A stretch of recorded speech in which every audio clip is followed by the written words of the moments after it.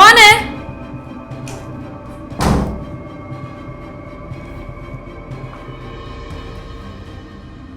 कौन है वहां?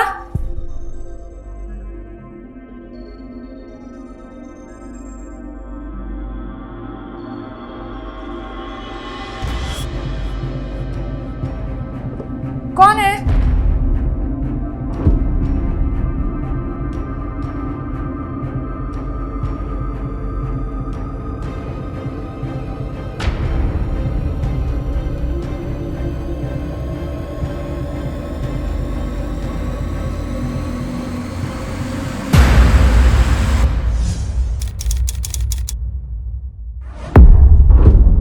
अरे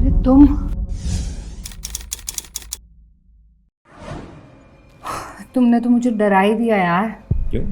तुम्हें क्या लगा कोई और है? कुछ नहीं। तो कुछ नहीं तो कुछ कर ले।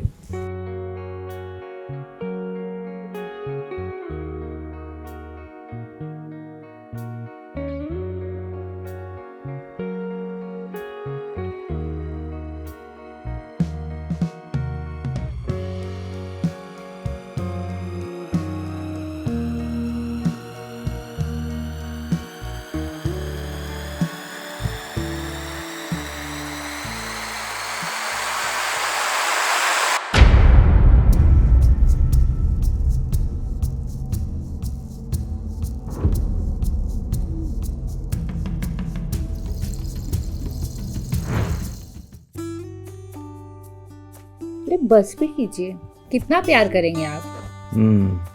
सही है, अच्छी बात है। अब तुम तो यहाँ मायके में मज़े से जी रही हो और मैं वहाँ अकेले। तुम्हें पता है मेरी हालत क्या हो रही थी तुम्हारे बगैर? अच्छा, जब मैं वहां रहती हूँ तब तो बड़े ताने मारते हो, ये मायके कब जाएगी, मुझे आज़ादी नहीं मिलती वगैरह वगैरह। तो वो हर मर्द अपनी बीवी के लिए बोलता है, तो इसमें इतना सीरियस लेने वाली कौन सी बात है? एक्चुअली क्या है कि जब इंसान जब पास नहीं होता तभी उसकी वैल्यू समझ आती है। अच्छा, तो समझ आ गई मेरी वैल्यू। एब्सोल्युटली 100%, बिल्कुल। इसीलिए तुम्हें लेने आ गया। पर मैं तुम्हारे साथ नहीं जा सकती ना। क्यों? अरे मम्मी पापा और भाई गांव गए हैं, मेरे दादाजी के बड़े भाई शांत हो गए, ओह, इसीलिए उन्हें जाना पड़ा। तो तुम नहीं गई? नहीं, किसी को घर पे भी तो रहना था, आजकल कितनी चोरियां हो रही है। तो फिर एक काम करता हूँ, मैं भी यहीं रह जाता हूँ। जब तुम्हारी फैमिली आएगी फिर हम दोनों साथ में चले जाएंगे। हाँ, ये कर सकते हैं। अब मैं तुम्हारे लिए कुछ खाने को बना दूं? हाँ। ठीक है।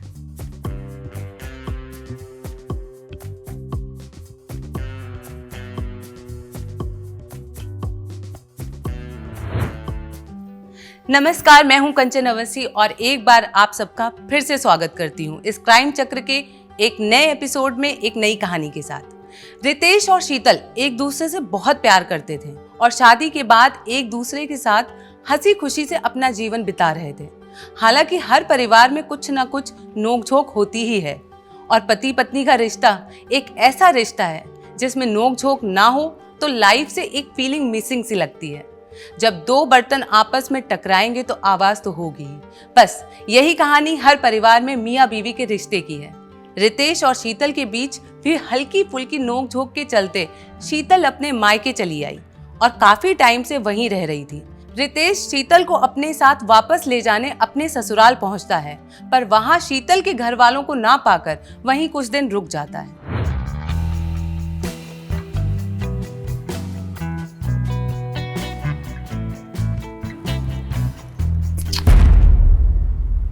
क्या हुआ?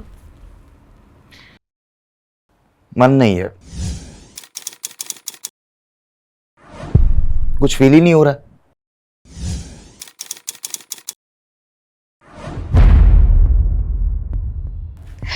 तुम्हें कुछ फील होता है कहाँ? न जाने कितने दिन हो गए मुझे एक औरत का सुख नहीं मिला, बस एक जिंदा लाश की तरह जी रही हूँ। पूरे दिन घर का काम करूँ, तुम्हारी सेवा करूँ, हर एक वो चीज करती हूँ जो तुम्हें पसंद हो। तो एहसान नहीं करती, बीवी हो तुम मेरी, और एक औरत को ना ये सब करना ही पड़ता है मर्द के लिए। हाँ, बीवी हूँ लेकिन नौकरानी नहीं। और अगर एक औरत को सब कुछ करना पड़ता है ना, तो एक मर्द को भी बहुत कुछ करना पड़ता है तुझमें वो मर्दांगी? ना मर्द कहीं का। रेखा तुम ज्यादा बोल रही हो, इसका अंजाम सही नहीं होगा। अंजाम? क्या अंजाम? क्या कर लेगा तू? जो करना चाहिए वो तो तुझसे होता है नहीं। बड़ा है अंजाम की धमकी देने वाला। बाहर जाकर ना किसी और के साथ चक्कर चला लूंगी, पड़ा रहना ऐसे बिस्तर में जिंदा लाश की तरह, और खाते रहना मेरे हाथ की बनी रोटी सब्जी। देखो तुम जो समझ रही हो वैसा कुछ नहीं है, नामर्द नहीं हूं, बस मन नहीं हो रहा मेरा। अरे किसी डॉक्टर को दिखाओ, बीमारी हो गई है तुझे। कितने दिन हो गए हमारी शादी को, कितना सुख दिया तूने मुझे एक औरत होने का, जरा सोच। बड़ा आया। हट!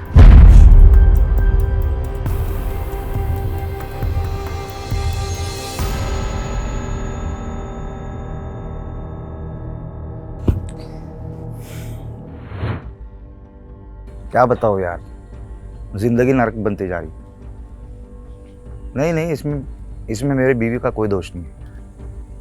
वो तो वैसे भी शादी करके परेशान है मुझसे, फंस चुकी है बेचारी।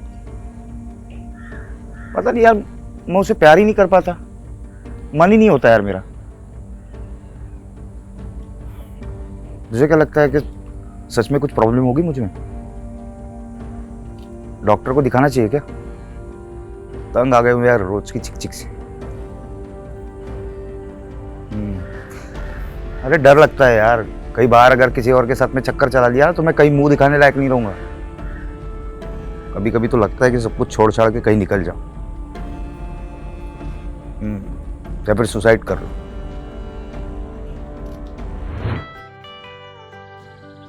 कितनी शांति है ना, कोई है ही नहीं। तो क्या करने का इरादा है? हट पागल, मैं तो ऐसे कह रही थी कि आजकल लोगों को पार्क में घूमना पसंद ही नहीं है, बस घर और फोन में घुसे रहते हैं। किसी के पास तुम जैसी खूबसूरत बीवी नहीं है ना, इसीलिए सब फोन में दूसरों की बीवियों को ढूंढते रहते हैं। तुम्हें तो बस मुझसे फ्लर्ट करने का बहाना चाहिए। तो और क्या करूँ, एक काम करता हूँ, किसी और लड़की को पटा लेता हूँ। अच्छा, लड़की नहीं, एक शादीशुदा लड़की को फंसा लेता हूँ, सबसे बेस्ट। वो भी अपनी ज़िंदगी में खुश, मैं भी अपनी ज़िंदगी में खुश, हम दोनों से फ्लर्ट करने के लिए मिला करेंगे। मैं ना तुम्हें जान से मार दूंगी, समझे? अरे मजाक कर रहा है यार, तुम तो सीरियस हो। एक अर्जेंट कॉल, एक सेकंड।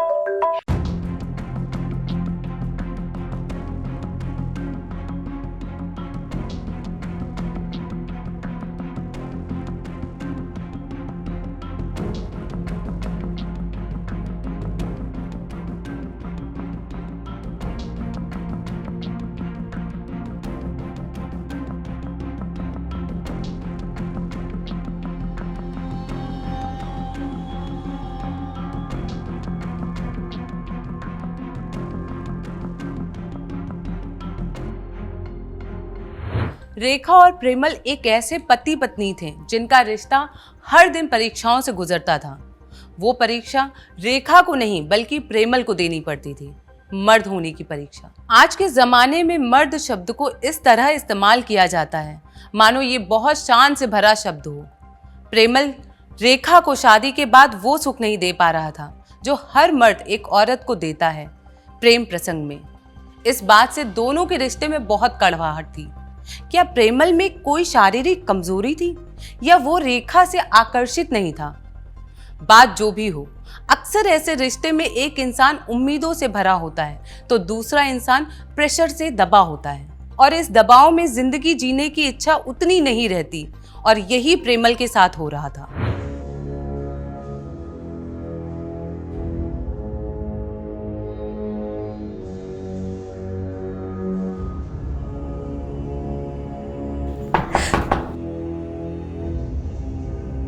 आप ही रेखा जी हैं? जी सर। आपने पुलिस स्टेशन में फ़ोन किया था? हाँ सर, मैंने ही किया था फोन। क्यों, क्या हुआ? सर, मेरे हस्बैंड प्रेमल जी पिछले 3 दिनों से लापता है और उनका फोन भी बंद आ रहा है। वो कभी भी ऐसा बिना बताए कहीं नहीं जाते थे सर। आपने उनके दोस्तों के पास पता किया? सर वैसे तो उनका कोई खास दोस्त है नहीं, एक है वो भी शहर से बाहर रहता है, और मैंने उनसे भी पूछा पर उन्हें भी कोई जानकारी नहीं। और मैंने उनके ऑफिस में भी फ़ोन लगाया था तो पता चला कि वो 3 दिन से वहाँ गए ही नहीं। ये प्रेमल जी की मिसिंग कंप्लेंट लिखो और उनके फोटोज़ को आसपास के सभी थानों में सर्कुलेट करवा दो। जी सर। रेखा जी, हमें आपके घर की तलाशी लेनी होगी, स्पेशली प्रेमल जी के कमरे की। जी सर। सर्च करो। जी सर। रेखा जी, क्या वो किसी बात को लेकर परेशान थे या उनका किसी के साथ कोई झगड़ा हुआ था? नहीं सर, ऐसा तो कुछ भी नहीं था। आप हमें प्रेमल जी का फोटो दे सकती हैं प्लीज़?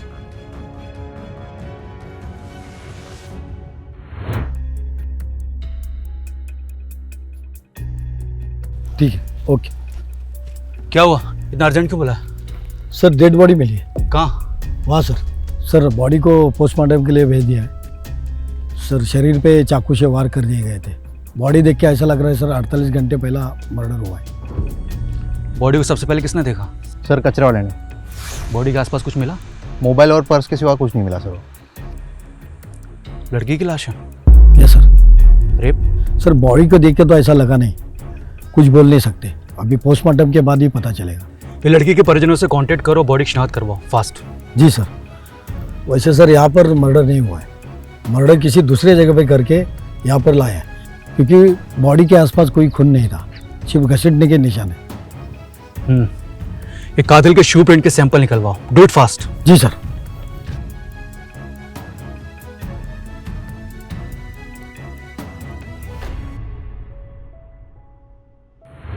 एक तरफ प्रेमल घर से 3 दिनों से लापता था। उसकी बीवी रेखा उसके लापता होने से काफी परेशान थी। दूसरी तरफ पुलिस को एक डेड बॉडी मिलती है, पर यह लाश किसी लड़की की थी। शिनाख्त करने के बाद पुलिस को पता लगा कि ये लाश शीतल की है। अचानक शीतल की इस कदर बेरहमी से हत्या हो जाना काफी आश्चर्यजनक था। पुलिस ने बॉडी की पोस्टमार्टम रिपोर्ट निकलवाई, पर उसमें रेप की पुष्टि नहीं हुई, मतलब शीतल के साथ कोई दुष्कर्म नहीं हुआ था। पर अचानक उसकी हत्या कैसे हो सकती है? आखिर कौन हो सकता है इस हत्या के पीछे? क्या कोई सीरियल किलर था जो अलग अलग लोगों को जान से मार रहा था? आखिर प्रेमल कहाँ लापता हो गया? क्या उसके साथ भी कोई अनहोनी हुई होगी? आइए देखते हैं।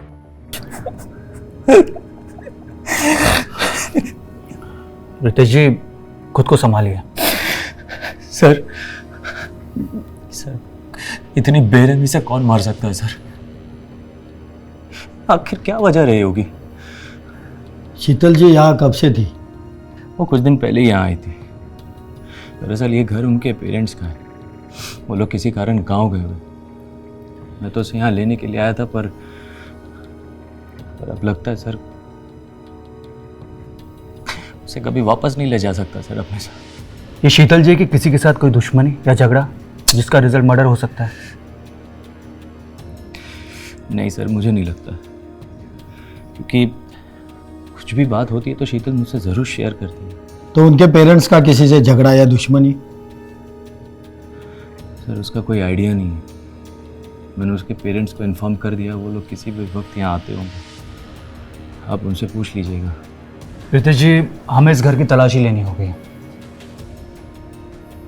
जी सर। जवान। सर। रितेश जी, अगर आपको कुछ भी याद आए तो प्लीज़ हमें बताइए, जिससे हम शीतल के कातिल तक पहुंच सकें। जी सर।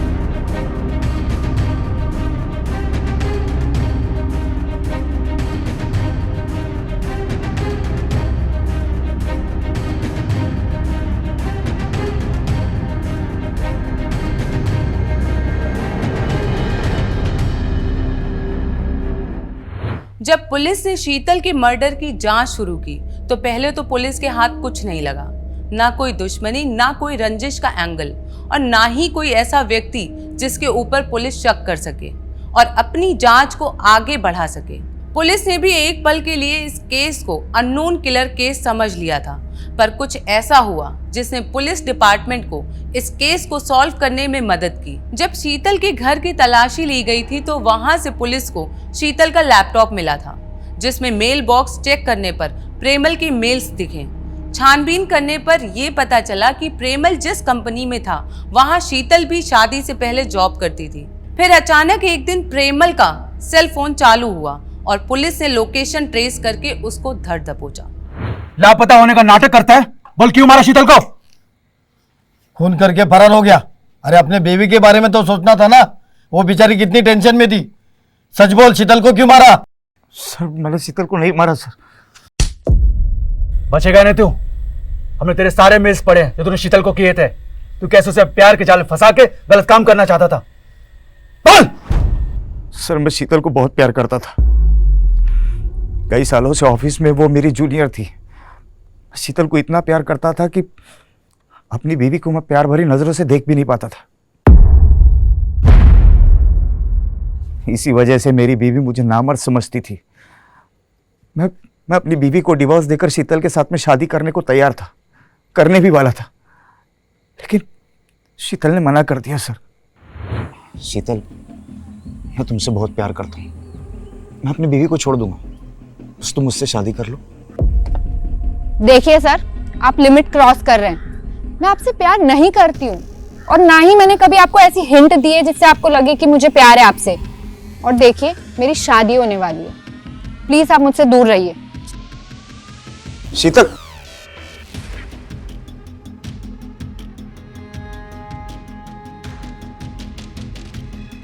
जिंदगी तो मेरी खराब हो गई थी।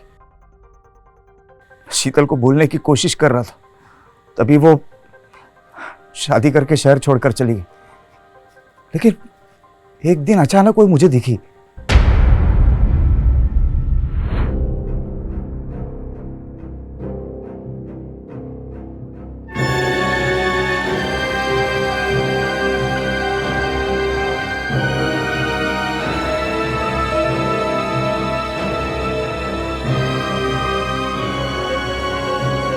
मैं ना तुम्हें जान से मार दूंगी ऐसा कुछ किया तो। अरे मैं मजाक कर रहा हूँ यार। तो सीरियस ही होगी।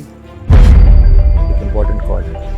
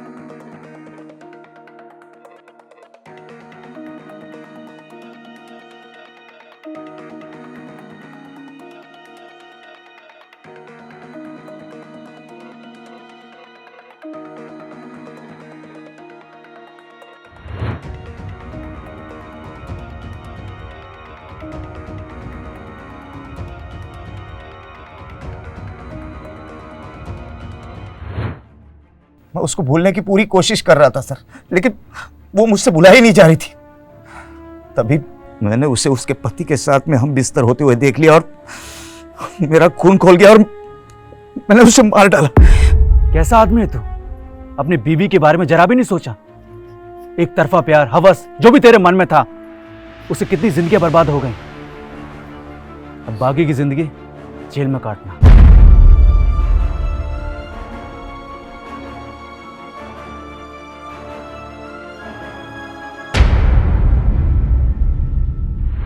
प्रेमल के एक तरफा प्यार के चक्कर में 4 जिंदगियां बर्बाद हो गई। रेखा, रितेश, शीतल और प्रेमल की खुद की जिंदगी। इंसान अक्सर प्यार में इस कदर अंधा हो जाता है कि सही गलत सोचना ही भूल जाता है। अपनी निजी जिंदगी में अपनी बीवी को खुश न रखकर प्रेमल ने मन में ही एक दुनिया बना ली थी और उस दुनिया में वो शीतल से एक तरफा प्यार करने लगा था।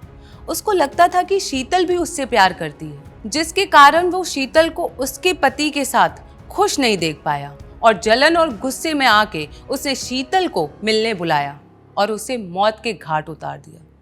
खैर, कानून के हाथ से कोई नहीं बच सकता।